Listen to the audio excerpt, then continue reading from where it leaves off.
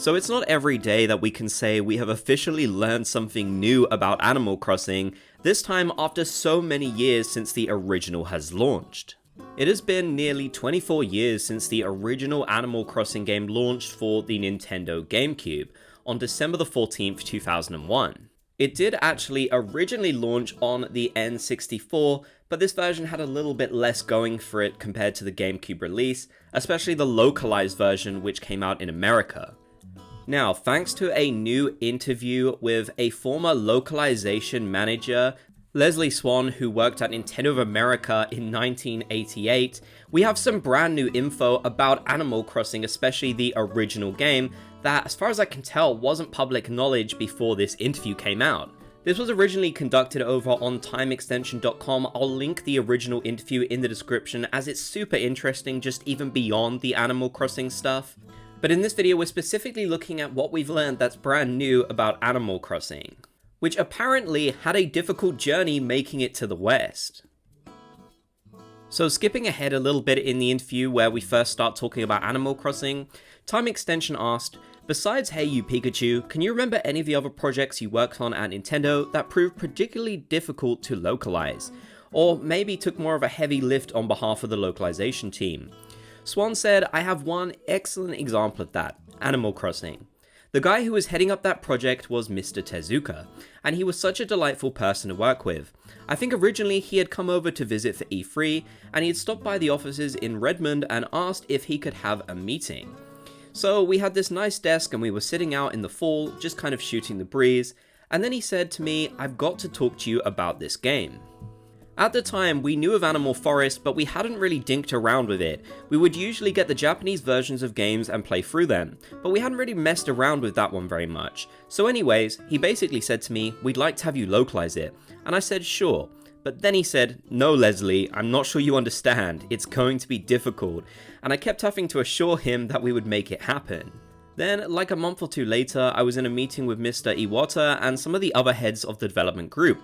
We were just kind of going around saying, 'Here's what we're going to be working on.' And I just said, 'Well, Mr. Tezuka is asking us to work on Animal Forest.' And he just burst out in laughter. He laughed and said, 'I don't know how you're going to do this.' And it's true, just everything in that game was so specific to Japan. Of course, the original Animal Crossing game, Animal Forest, had a lot of very Japanese elements, so the localization team had to do a lot of heavy lifting to actually make this work. For example, the wishing well in that game was completely different than what we got in the original. It's more like a shrine. And so many of the items in the game were Japanese themed as well, like really specifically Japanese, things that people from the West generally wouldn't understand. So it's definitely understandable that some of the heads at Nintendo thought this wouldn't even be possible, and it's probably one of those games originally, by the sounds of it, that wasn't ever intended to make it out of Japan. Which is just insane to think about. If that had been the case, we would not be sitting here right now watching this video together, listening to this. There wouldn't be any Animal Crossing. And Leslie Swan elaborates on this process even more. We had to go in and rename every character's catchphrases, and also the events. So what we would do is go through the list of events they sent over and say, that event's not going to work at all. We need to find something else that we can do during that month so the month wouldn't just be empty. So we wanted whatever it was to be something that'd be useful in as many areas as possible, so we would do things like call it Fireworks Day, or something so other cultures, not just the US, would be able to use it without it being tied to Independence Day. Then there were also some items that didn't make sense at all. They would have so much charm in the Japanese version, but they wouldn't have provided that same kind of charm for Western audiences. I can't tell you the number of hours we spent on that game, all hands on deck. We were so lucky at that point that we didn't have any other big projects, as we pretty much had the entire staff dedicated to that game. I think this is so incredibly cool to learn about. We have gotten interviews about the original Animal Crossing game and its development before, but hearing about it from this side is particularly interesting, as it's really this localized version which got Animal Crossing going. You know, it took it outside of Japan and actually made it a viable game series. In fact, if I remember correctly, I'm pretty sure that the Animal Crossing E Plus version, which was basically like an upgrade of this game, came out because they were so inspired because of what their localization team was able to achieve, which is incredibly cool to think about. Now, this next piece of information is one of the craziest facts that I've learned about Animal Crossing ever, I feel like. It's just so interesting to think what could have been. Everybody would get together in a room and we would say, okay, today we're going to rename all the furniture in this set, or today we're going to work on the names for these characters and their catchphrases. Then after this, we would submit all this stuff to our legal department who had to clear everything, because our thought from the beginning was, if this is big, we're going to want to make merchandise. It must have been at least 6 months or maybe a year for us to clear the name Animal Crossing. I remember we had so many other names that we were in love with, and then we would have been crushed when they were rejected. My favourite was Animal Acres, because the grids of the town lent themselves to being called acres, but again, that didn't clear. So, that is a really crazy fact. Animal Crossing was nearly called Animal Acres this entire time. It was not going to be Animal Crossing. That wasn't even their first choice. They had to use Animal Crossing because the legal team for some reason couldn't clear Animal Acres. So that's another thing, we would be sitting here today with it being called Animal Acres, which I actually really like. I think that's a really cool name. I like the alliteration, but we're so used to Animal Crossing at this point, you know, it's an iconic name.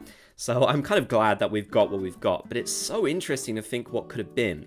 I looked around and I couldn't find this information anywhere else online. It's possible that it's been said somewhere before and it was some sort of obscure website or interview or something, but when I was looking around I couldn't find this info. So this might be totally new info, at least it is to me anyways, and I'm sure it will be to a lot of viewers. Moving on, Time Extension asks, can you remember any other suggestions? Leslie Swan says, oh, that was such a frustrating point in the project. I probably pushed them all out of my mind. We did hundreds.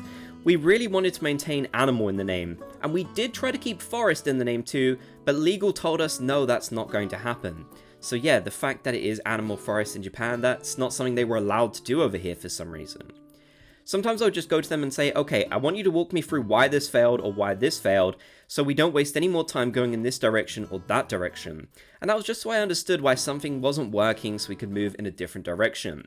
But yeah, the naming of projects was a really challenging part of the job. Animal Crossing was probably the most difficult. So yeah, that was an absolutely fascinating piece of insight into the original Animal Crossing game. And a huge thanks to Leslie Swan for sharing her journey at Nintendo, and of course to Time Extension, which I will link down in the description. It's so interesting to learn that Animal Crossing could have been something completely different, and the fact that it might not have even made it to us at all, and we wouldn't be sitting here right now. We wouldn't have games like Animal Crossing New Horizons or anything like that. So yeah, what do you think? Do you think it should have been called Animal Acres instead? Would that have been a better name? Or somehow including Animal Forest into it, would that have also been a good name? Personally, I love Animal Crossing the way it is and I can't imagine it being any different, but this is so interesting to me and I love the fact that we've learned something new. So if you made it to the end, be sure to comment Bob's Gang so I know you did. If you enjoyed, leave a like and subscribe and turn on notifications for more.